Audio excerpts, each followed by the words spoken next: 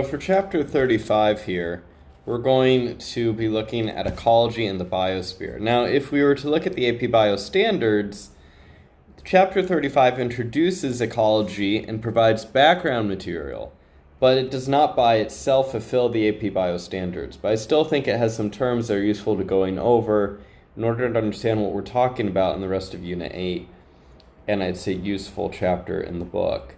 So ecology is the study of interactions among living organisms and within their environment. So ecology is the study of all living organisms, but there's various sections within ecology that we can study. So we can look at organisms, like specific organisms, and how they're acting or how they're changing over time within a population. We can look at a whole population and how it's arranged. We can look at a community.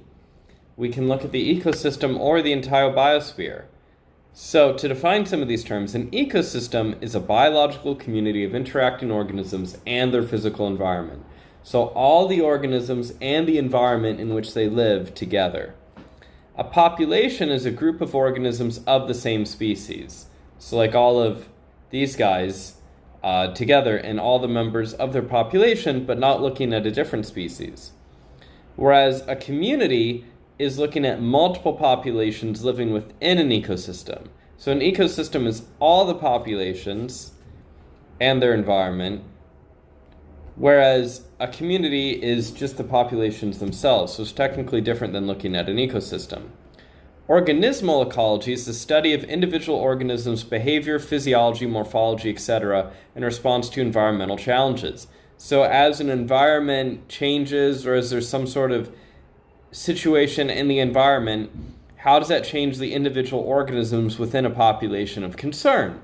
So some examples of this. For example, we could be looking at how do rats do so well in New York City or even Dakar, right? We could look at how do cockroaches or rats do so well in Dakar, right? But how do rats do so well in New York City? Well, this was an interesting paper from a few years ago that showed that the rat populations in New York City have evolved so that they digest foods less like what a wild rat would normally digest, but better to help them digest essentially junk food, like really processed human food that they would be less likely to get in the wild. Another example is like looking where wolves go. So there's a natural park in the United States of America called Yellowstone, and it's one of the few places that there are still a lot of wolves in the United States, at least to my knowledge.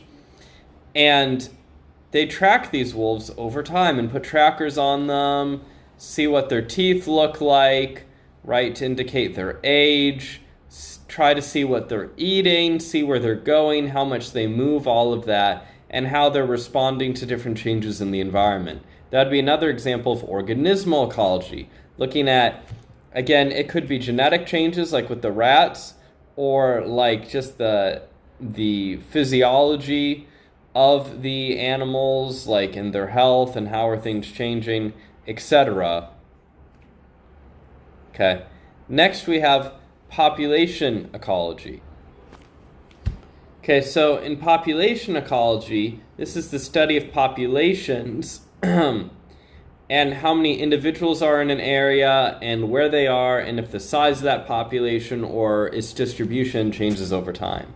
So going back to our two examples before, we could look at where are the rats in New York City and do their number change over time or does their position change over time?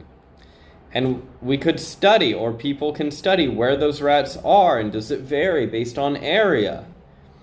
Or we could look at wolves in the Yellowstone Park I mentioned, the national park in America, and look at where are the different wolf packs and how far do they move and what's their territory and things like that. Okay? We have community ecology. This is the study of the interactions of species within a biological community. And so we could look at different rat species and how they interact with each other.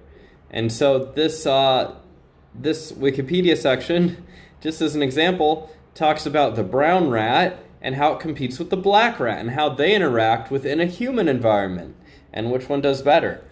Or we could look at elk and bison levels, which are animals that wolves prey on, and their populations over time, as opposed to wolf populations over time.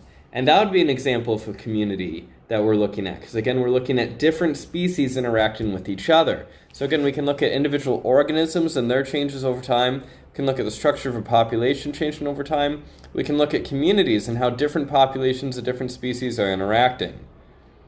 And so, like, for example, we can notice that in Yellowstone, some populations of the wolves are going to focus on hunting bison, whereas other populations of the wolves are going to focus on hunting the elk, which are like large deer. This is a bison, okay? And so it takes a lot of wolves to hunt it down, and so those packs have different hunting strategies than the other packs of wolves which focus on the elk. Then we have ecosystem ecology. This is the study of all the biotic components, the living things in an area, along with the abiotic components. So we're not just looking at at individuals and how they're changing, which is organismal. We're not just looking at a population. We're not just looking at a community. We're looking at the community, the community of all the species and their abiotic environment and how they're interacting. So, like, for example, we could be looking at what are things in New York City that help rats to really thrive? How can humans study that to help prevent rats from really thriving? Because again, it's not in humans' best interest for rats to be thriving, right? Or we can look at how wolves change the rivers in Yellowstone Park. I'm going to keep this video short by not playing this, but please pause this video right now and look up how wolves change rivers. Please pause this video right now and look up how wolves change rivers. Okay, so hopefully you paused this video and saw how wolves change rivers. That's an example of ecosystem ecology. We're not just looking at how the wolves change over time, like their teeth or maybe their bone structure or their genome or something. We're not looking at the population just of the wolves and where they are. We're not looking at just their interactions with other organisms, which is community ecology. We're looking at how the communities impact the ecosystem, the abiotic components, and vice versa. That's like how wolves change rivers. 35.2 and 35.4 are not in scope. We're not going to go over it.